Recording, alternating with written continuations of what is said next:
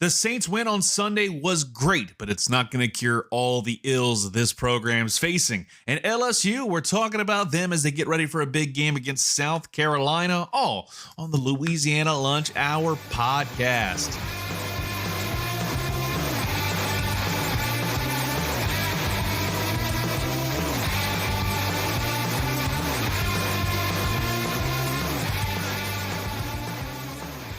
And welcome back to another edition of the Louisiana Lunch Hour podcast. Appreciate you listening in. And if you haven't already, go ahead and check us out on Spotify, YouTube, wherever you get your podcast. We're there also. If you haven't yet, go ahead and follow us on social media on Facebook, X, Instagram, TikTok, Twitter, whatever you want to call your social media profile of choice. Go ahead and follow us on there. Heck, follow us on all of them. That way you don't miss a beat. You don't miss an episode when it drops. And I want to talk about the Saints game on Sunday a little bit more in depth after kind of going back and watching some of the film. Admittedly, was very busy on Sunday afternoon, so wasn't able to watch the entirety of the Saints game. Was kind of able to catch it in spurts. Definitely was a fun time over the weekend at German Fest, but obviously kind of had some other things that were going on at the time that took me away from focusing all of my attention on the game. But luckily, it's 2025 and we're able to go back and look at the film. And the biggest thing that I feel like we can take away from this game is Blake Grupe has to go. Like, it is becoming abundantly clear he can kick a field goal from pretty long distance. But whenever you're inside the Caesars Superdome, I'm almost wanting to say the Mercedes-Benz Superdome. I think my brain is still habitually going to think about that. But when we go back to this game, and a lot of the games this season, when they play at home, for some reason, he is allergic to being consistent at kicking field goals. And he wound up kind of going down on one of his last field goal attempts. And I'm like, all right, bro, it's time to go. Like, it is time for you to go away and figure something out. Like, this man is an absolute problem at home, and that's not what you want to see at all. And he last in the league in field goal success rate, and that's just overall. But again, when you look at his track record, he looked pretty decent as a starter in the league. But at the end of the day, we're just seeing a lot of underwhelming stuff. He's missed 2 of his 6 field goal attempts. That puts him at 66.7% in the league. Yeah, dead last. No other kickers under 75%. So there's a very clear line of demarcation between the worst and, average. The average in the league is 83.6. It is not going to cut it for you at all. And again, it's been a lot of the home games he's been missing. I feel like it's excusable. When it comes right down to it, you're missing field goals on the road. Absolutely, it's justifiable because you're dealing with the elements. But what are you dealing with inside a stadium? I was talking with somebody on Sunday about that, and they're like, yeah, I mean, it could just be the air conditioning. And mind you, this person doesn't necessarily know all that much about the inner workings of sports, but it's still not a great look. Like, you can't have this guy doing that. And in the time span he's been part of the Saints, 16 missed field goals. That ties him with Joey Sly and Jake Moody for the second most during that time frame per Pro Football Reference. It's probably the biggest thing that we have to complain about with this Saints franchise, besides, the inconsistent offensive line play, which did look a lot better. I think that's going to be the compliment sandwich here. Obviously, we're going to say something critical, but we're going to turn it all around and talk about a very positive thing. And what is that, you ask? Well, it's simple.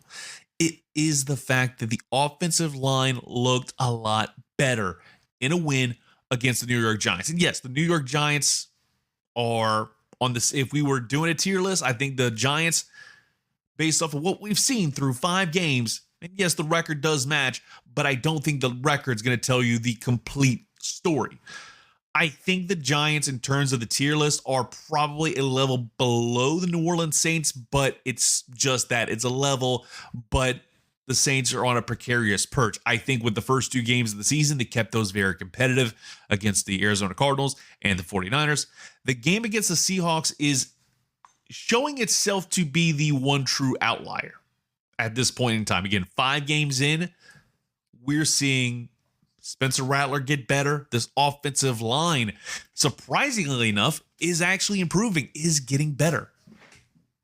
And it's something I've harped on for a while. If you've listened to this pod or if you've listened to me in past programs that I had been on, is offensive line is going to be the most crucial part of your team. Yes, you need to have a great quarterback at the helm, but I think the other part of that element has to be putting your guys in the best position to win. And the way you do so is by having a good offensive line, keeping your guy upright. Go look at the Cincinnati Bengals and tell me how that's going.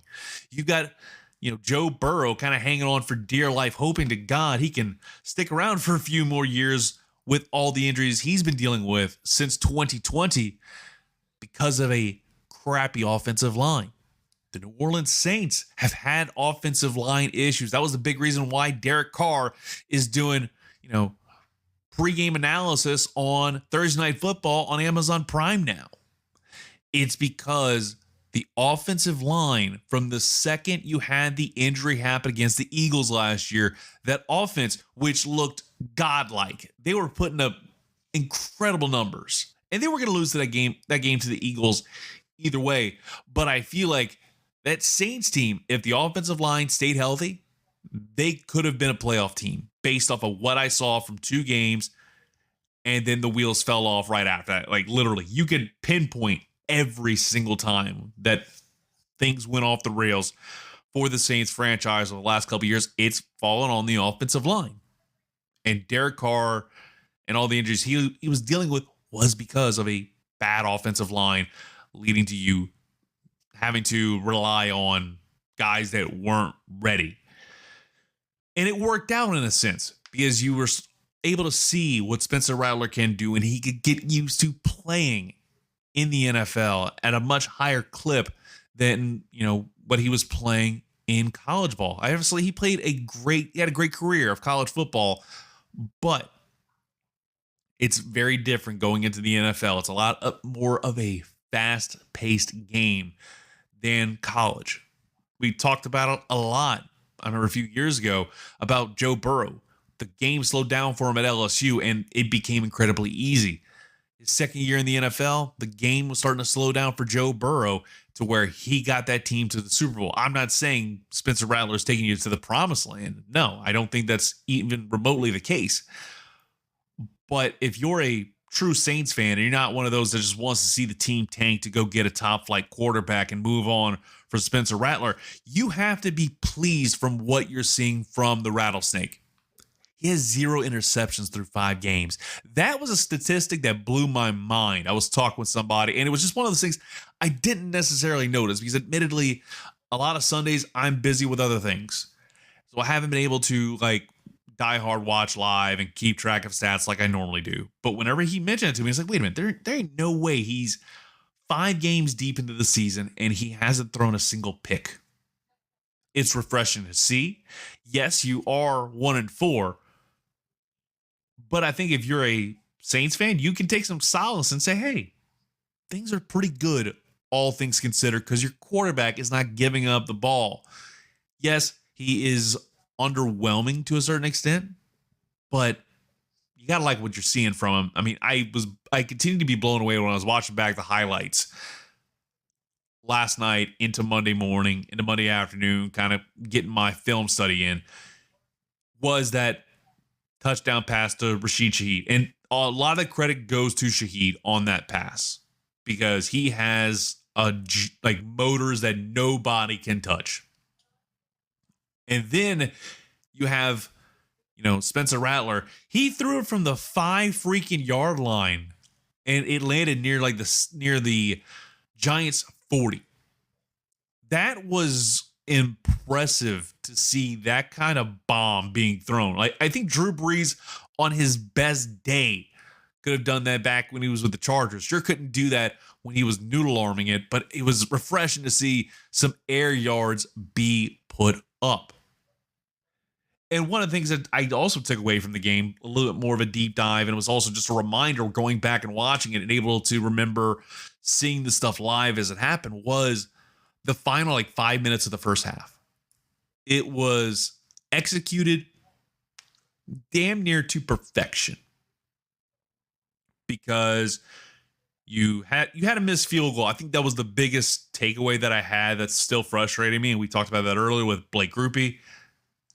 But when you look at the overall scheme of that final 5 minutes of the first half, Shaheed's the bomb from Rattler to Shaheed, the missed field goal, then you able to stop him on fourth down. That was a really great play. Obviously, it was a kind of a glorified arm punt, one of those late in the game. But I was very pleased, because it wasn't like you were giving the game away due to ref ball BS. And credit to the officials, every call they made felt fairly right. You saw some DPIs that were maybe a little bit questionable, but again, those are always going to be a great debate amongst fans about whether or not that was actually the right call. Overall, enjoyed what I saw from this Saints team. Am I saying this is the turning point of a season? I'm not going to, endorse that statement, at least not yet. Because now, things are changing. And I'm sure people don't want to hear this, but the next two games you have are the New England Patriots and the Chicago Bears. You got the Bucks and Rams and the Panthers before you take on the Atlanta Falcons in mid-November. You got a bye week after the Panthers game, but still, the next 2 weeks, this 3-game stretch with the Giants, the Patriots, and the Bears, that's going to tell you a lot about what you need to know about this Saints team, and if they are bought in on the tank, or if they are just going to play to win and do whatever it takes to not be a team that's going to be in the top 10. The Saints team in the past has shown themselves to not deliberately tank. They aren't built that way. I've never seen this Saints team be a quote-unquote tanker. You've got the Patriots next week, and the Patriots, yes, they upset last night on Sunday, the Buffalo Bills, and they're 3-2. I think that's still a winnable ball game. Drake May has shown himself he's probably going to be Rookie of the Year, but I still feel like the Saints have at least an outside chance, and they'll probably keep that ball game competitive. And thankfully, that game got flexed to high noon, so maybe I'll be able to enjoy some of that in between Festival Acadien at Creole over here in Cajun country. Then you've got the Chicago Bears, who are currently 2-2. I think that's probably going to be a win. Thankfully, it's not a game in late November, early December. I think this is much more of a easier game in terms of difficulty level. I think the Patriots are a little bit more sus than people think, but I wouldn't be surprised if the Saints do lose that game and you wind up probably being 2-5 mid-November. And at the end of the day, I kind of just look at that and say, okay, I'm willing to take that, because this was not expected to be a team that won. I think a lot of people were saying, heading into the year, 2 or 3 games, but they've been able to keep it very competitive. And as a Saints fan, as a fan of sports, that's what I want to see. I don't want to see teams tanking. It just destroys the game for me personally, is seeing the game taken away. What I loved about the game of football being taken away. I'm not a fan of that at all. And we'll flip it over real quick to some LSU football talk, mainly because they're getting ready for the South Carolina game. We'll get into more of a deep dive about that. Obviously, the Tigers had the bye week. A lot of teams had the bye week, actually. But I do want to touch on LSU. And I'll say this. You'll be surprised for me to say this, but LSU still has a chance to achieve all their goals. And at the end of the day, that's what you want. Yes, you lost to Ole Miss. It's understandable. People aren't a fan of what this team can do. Or should I say, they aren't necessarily a fan of Brian Kelly because of how underwhelming that performance was against Ole Miss. The offensive line was horrible. run game is about as impotent as it can be. Then you have this game against South Carolina. And you're sitting here with that one loss. And yet, because of the complete and utter chaos and bleep show that last Saturday was, because not only did you have Texas lose to Florida, massive shocker there, you also had, Penn State losing to UCLA, who hadn't won a game all year, had fired their head coach very early in the season. So those two losses, they knocked two people out of the top 25, and LSU sitting at number 11. Is it sitting pretty like they did at the beginning of the year? No.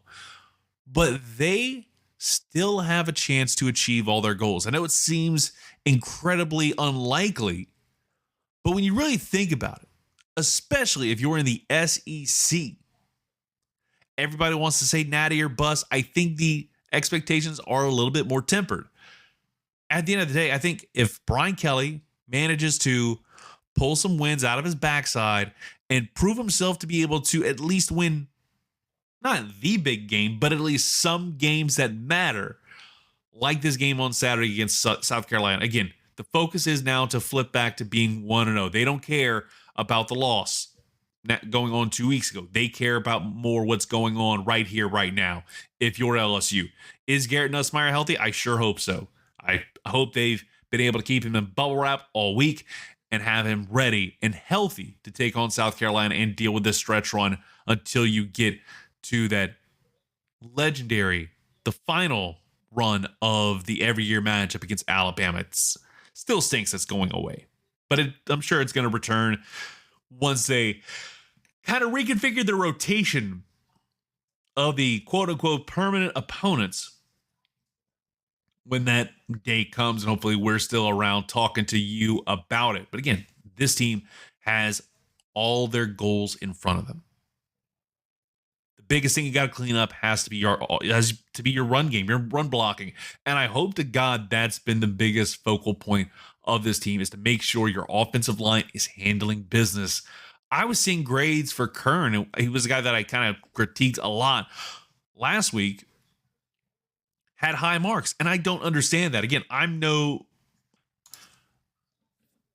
offensive analyst for Pro Football Focus or whatever, so I don't necessarily understand the whole thing about how he got graded high whenever a lot of the plays that I saw on film did not show me to say that he was deserving of those high marks. There were some other guys in that mix that underperformed and underwhelmed, but I still feel like if you get that run blocking in order, the run game is going to start working. It seems the most basic school of thought possible, but it's going to help this team out. You need to have more of a balance. LSU is a lot more lopsided on the run pass kind of play selection.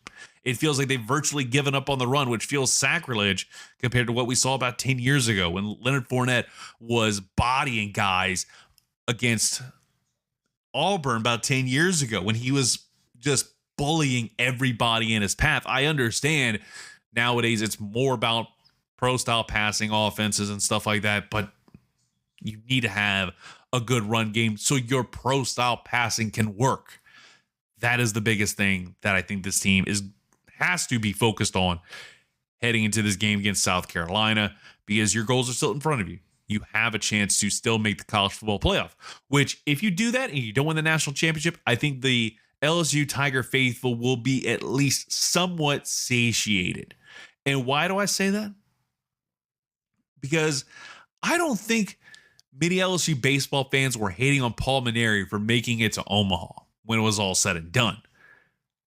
I think the road is still very difficult to get to this point of going to the college football playoff, but with all the anarchy that's gone on over the last few weeks of the college football season, I think it's a lot more feasible if they just handle their business.